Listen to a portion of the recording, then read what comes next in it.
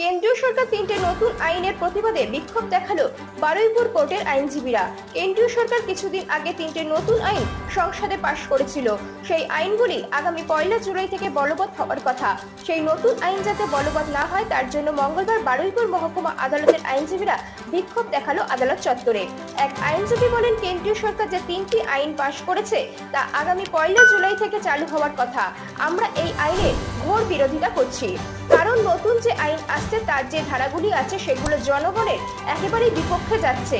আমরা একটা চমক দেখেছি, সরকার বলছে যে রাজদ্রোহ আইন আমরা তুলে দিচ্ছি। এটা শুনতে খুব ভালো লাগছে। সাধারণ আইনে মানুষ যেটি আর্টিকেল 21 ধারায় বলা আছে, মানুষ দেশের নাগরিক হওয়ার জন্য যেসব অধিকার আছে তারা সেই অধিকার থেকে বঞ্চিত হবে মানুষ। এটি সম্পূর্ণ জনবিরোধী আইন বলে আমার মনে হচ্ছে। এটি সম্পূর্ণ জনবিরোধী আইন বলে আমরা মনে করছি। আইনে যে সিআরপিসি কথাটি আছে, মানে পুলিশের যে ভূমিকা আছে, তা সম্পূর্ণ চেঞ্জ করা হলেও পুলিশের কাজকর্ম পরিবর্তন করা হবে। ভারতবর্ষে শুধুমাত্র সরকার বা প্রতিষ্ঠান শেষ কথা বলবে, মানুষ কথা বলবে না। ভারতবর্ষের একটা রাষ্ট্র, যে রাষ্ট্রের 3টি স্তম্ভ আছে, আইনে, জুডিশিয়াল, মিলিটারি, এক্সিকিউটিভ বা প্রশাসন। এখানে জুডিশিয়াল এর ওপর সরকারের হস্তক্ষেপ চলে আসছে, ফলে এই আইনটি আমরা মানব না। আজ এই বিক্ষোভ দেখাচ্ছে পশ্চিমবাংলা বিভিন্ন আদালত হচ্ছে। আদালতে শুধু একটা সংগঠন করছে না, বিভিন্ন সংগঠন এর প্রতিবাদ জানাচ্ছে। মূলত কি নিয়ে আজকে আপনাদের এই আন্দোলন? যে মানুষের মৌলিক অধিকার হরণ করা হচ্ছে নতুন আইন সংশোধনের নামে, তার বিরুদ্ধেই প্রতিবাদ। কোথায় করছেন প্রতিবাদ আপনারা? আমরা বারুইপুর আদালত প্রাঙ্গণে করছি, বিভিন্ন জায়গায় হচ্ছে। কেন এই আইন নিয়ে কেন প্রতিবাদ জানাচ্ছেন? এই আইন মানুষের তো অধিকার কেড়ে নেবে, কারণ সরকারের সমালোচনা করতে পারবো না, যে করবে তাকে দেশদ্রোহী বলে হাজতে পাঠিয়ে দেবে। আর দ্বিতীয়ত এভিডেন্স আইন চেঞ্জ হয়েছে, যে তাকেই প্রমাণ করতে হবে নিরপরাধ, পুলিশ কোনো তথ্য প্রমাণ দেবে না। এসব জিনিস তো চলতে পারে না। এই আইনের প্রচুর খারাপ দিক আছে।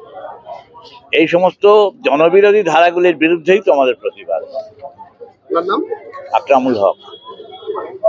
মূলত কি কারণে আপনাদের আন্দোলন? নতুন আইনে যে নতুন ধারাগুলো এসছে, সেই ধারাগুলো সরাসরি অ্যান্টি পিপল, জনগণের বিপক্ষে যাচ্ছে। আমরা একটা চমকপ্রদ দেখছি, সরকার বলছে আমরা রাজদ্রোহ আইনটাকে তুলে দিলাম। শুনতে খুব ভালো লাগে, কিন্তু রাজদ্রোহ আইনটাকে তুলে দিয়ে দেশদ্রোহ নামে যে নতুন আইন নিয়ে এসছে, যে আইনটা অতীতে ছিল না, তার মধ্যে থেকে আমরা দেখতে পাচ্ছি সাধারণ মানুষের গণতন্ত্রের যে বেসিক যে স্ট্রাকচার, সেই বেসিক স্ট্রাকচারটা আর্টিকেল 21, তার মধ্যে থেকে সাধারণ মানুষ যে সমস্ত দেশের নাগরিক হওয়ার যে সমস্ত অধিকারগুলো তারা এনজয় করে, সেই সমস্ত অধিকারের উপরে সেটা অ্যাটাক হচ্ছে। ফলে এই জন্যই মূলত এটা আমরা বলছি, এটা কন্ট্রাডিক্টরি, ইন্ডিয়ান কনস্টিটিউশনের বিরোধী। এটা ইন্ডিয়ান কনস্টিটিউশন মানুষকে যে স্বাধিকার দেয়, সেই স্বাধিকারের বিরোধী। এই আইনের বিভিন্ন ধারা উপধারা আমরা দেখতে পাচ্ছি।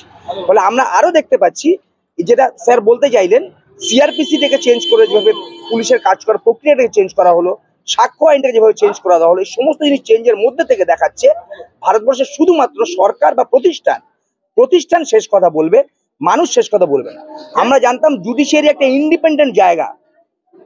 ভারতবর্ষ একটা রাষ্ট্র, সেই রাষ্ট্রের যে 3টে স্তম্ভ, মূলত যে 3টে স্তম্ভ, জুডিশিয়ারি, মিলিটারি আর এক্সিকিউটিভ বা প্রশাসন। এখানে জুডিশিয়ারির উপরে সরকারের হস্তক্ষেপ, কন্ট্রোলটা চলে আসছে। ফলে আমরা এই আইনটাকে বিরোধিতা করছি, সর্বত্র এখানে বিরোধিতা। আমাদের পশ্চিমবঙ্গের বিভিন্ন কোর্টে হচ্ছে।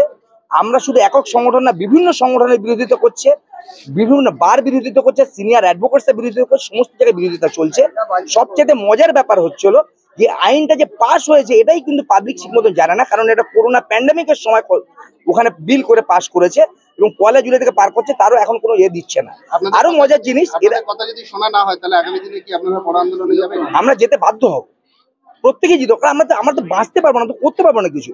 পুলিশের পিসি পিরিয়ড 75 দিন অব্দি এক্সটেন্ড করেছে। পুলিশ ম্যাক্সিমাম একটা মানুষকে তদন্তের জন্য 14 দিন অব্দি পিসিতে নিতে পারে এখনের আইন অব্দি।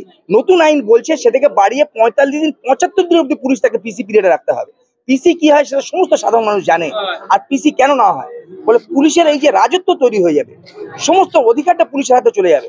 এই জিনিস বিচার ব্যবস্থার ছাত্র হিসেবে আমরা মেনে নিতে পারি না, জুডিশিয়াল কালো কোর্ট পরে আমরা মেনে নিতে পারি না। মানে সাধারণ মানুষের যে স্বাধীনভাবে কথা বলার থাকবে না, ধাপে ধাপে কমে। এমনি আমরা প্রত্যেকে জানি আমাদের দেশে পুলিশই শেষ কথা বলে, জজের চাকরি পেলে কেউ আনন্দ পায় না, পুলিশের চাকরি পেলে কেউ আনন্দ পায়। পুলিশ শেষ কথা বলে, তার উপরেও পুলিশের পাওয়ার হয়ে যাবে এবং পুলিশটাকে কন্ট্রোল করে গভর্নমেন্ট, রুলিং গভর্নমেন্ট, ফলে আলটিমেটলি রুলিং গভর্নমেন্টের সম্পূর্ণ পাওয়ারটা হবে। ফলে বিরোধী কোনো শক্তি দুদিন পরে দাঁড়াতেই পারবে না। পুরোপুরি একটা ফ্যাসিবাদী পদক্ষেপ বলে আমরা মনে করি। আপনার নাম? Leelamoy Mondal, Barepur criminal court, criminal practice আমি করি।